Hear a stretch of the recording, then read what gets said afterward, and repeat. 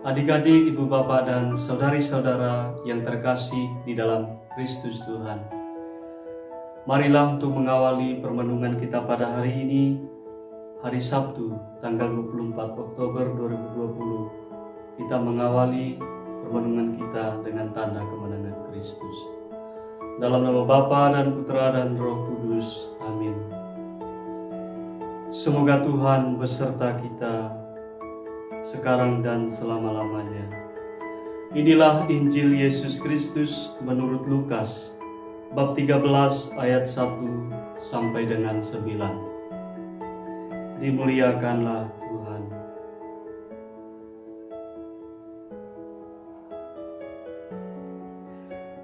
Pada waktu itu datanglah kepada Yesus beberapa orang membawa kabar tentang orang-orang Galilea yang darahnya dicampurkan Pilatus dengan darah korban yang mereka persembahkan. Yesus menjawab mereka, "Sangkamu orang-orang Galilea ini lebih besar dosanya daripada dosa semua orang Galilea yang lain, karena mereka mengalami nasib itu? Tidak, kataku kepadamu, tetapi jikalau kamu tidak bertobat, kamu semua akan binasa atas cara demikian. Atau sangkamu 18 orang yang mati ditimpa menara dekat Siloam lebih besar kesalahannya daripada kesalahan semua orang lain yang diam di Yerusalem? Tidak, kataku kepadamu. Tetapi jikalau kamu tidak bertobat, kamu semua akan binasa atas cara demikian." Lalu Yesus mengatakan perumpamaan ini. Seorang mempunyai pohon ara yang tumbuh di kebun anggurnya, dan ia datang untuk mencari buah pada pohon itu, tetapi ia tidak menemukannya. Lalu ia berkata kepada pengurus kebun anggur itu, "Sudah 3 tahun aku datang mencari buah pada pohon ara ini, dan aku tidak menemukannya. Tebanglah pohon ini. Untuk apa ia hidup di tanah ini dengan percuma?" Jawab orang itu, "Tuan, biarkanlah dia tumbuh tahun ini lagi. Aku akan mencangkul tanah sekelilingnya dan memberi pupuk kepadanya. Mungkin tahun depan ia berbuah. Jika tidak, tebanglah dia." Demikianlah Injil Tuhan. Terpujilah Kristus.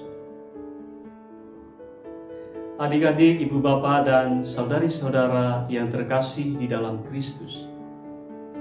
Bila kita mendengar Injil dengan hikmat pada hari ini, nampak sekali bahwa konteks Injil pada hari ini, Yesus sendiri mengalami suatu hal atau kehidupan yang sembrono pada waktu itu.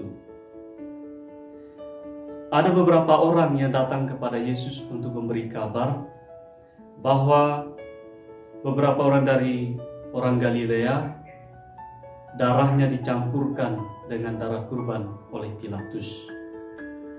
Tampaknya peristiwa yang terjadi, orang Galilea ini telah melanggar hukum pada waktu itu, hukum Roma, sehingga mereka sampai dibunuh, kemudian darah mereka dicampurkan dengan darah kurban.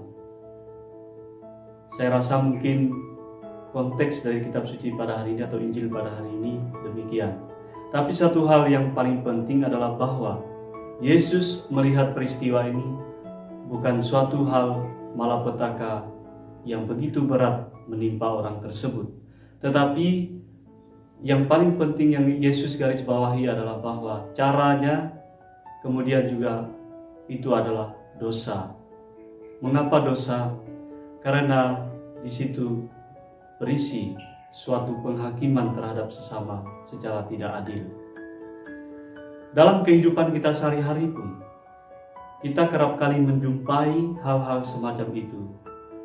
Ketika orang pada saat mengalami kecerobohan dalam hidup, kita kadang-kadang bukannya mendoakan orang tersebut, tetapi malah mungkin menyumpah mereka, baik dalam hati maupun belak-belakan. Baru-baru ini kita juga mendengar berita di mana di Facebook, kemudian juga di WA, ada oknum-oknum tertentu yang kemudian tidak bijaksana menggunakan media sosial untuk mendoakan orang yang sedang mengalami penderitaan dengan doa yang tidak wajar. Nah, itu suatu contoh di mana orang mengekspos segala sesuatu tidak menggunakan akal budi dan juga akal sehat. Baik bagi kita untuk meneladani atau menimba nilai-nilai Injili pada hari ini, bahwa ketika kita menjumpai orang yang mengalami musibah, hal yang paling pertama adalah bahwa doakanlah mereka dalam hati, supaya mereka kuat dan juga diteguhkan kembali dalam menghadapi persoalan-persoalan yang mereka hadapi tersebut. Dan kebiasaan yang paling buruk yang seringkali terjadi dalam hidup kita, bahwa kita seringkali mudah menghakimi orang lain dan bahkan tidak sabar. Mungkin Bapak Ibu di rumah memiliki, bisa dikatakan, karyawan untuk membantu kita bekerja, dan mungkin kerap kali kita juga bisa melakukan itu. Saat ini kita merenung kembali bahwa mereka juga bagian dari dunia ini dan mereka juga adalah manusia. Mari kita dalam kehidupan kita sehari-hari senantiasa untuk saling menghargai dan juga sabar terhadap satu sama lain, supaya tidak mudah menghakimi orang ketika melakukan kesalahan, bahkan kesalahan yang fatal.